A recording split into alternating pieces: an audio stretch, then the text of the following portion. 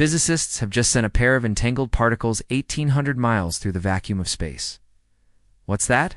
No, it's not the plot of a new superhero movie. It's real science. Sounds impossible, doesn't it? But here's how they did it. They used what's known as quantum entanglement.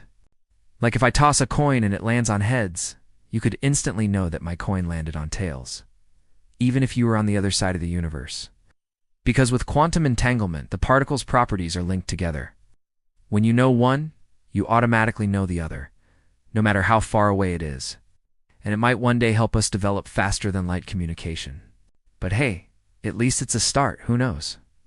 Maybe one day we elves will be able to perfect this method of communication and send messages instantaneously across the vast distances of space. Now, how do you send something 1,800 miles and get it there in less time than it takes for light to do it? Particles can become entangled with each other in such a way that even when they re-separated by vast distances, they still communicate with each other instantly. If you'd like to learn more about the weird world of quantum mechanics, we've got 2 whole series on the subject that you can check out. One is called Quantum Questions, and the other is called Quantum Objects. You can find them both right here. And according to the scientists who conducted the experiment, they can measure the polarization state of their photons in about 60 seconds. And as we know, quantum mechanics is inherently random. You can't control what results you get when you measure a particle. So while you can send a message faster than light, it's only about 50% efficient. That's after correcting 4 losses due to the inevitable noise of the universe.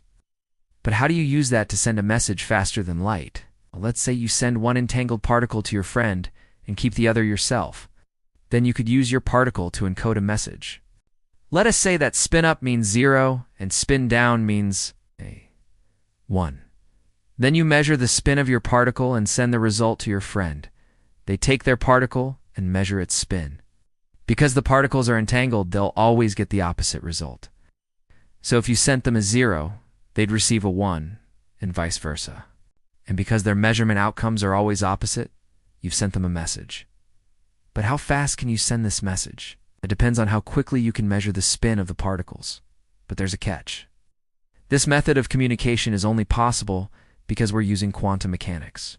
In other words, half the time you'll successfully send the opposite result to your entangled particle, and half the time you'll just randomly guess correctly.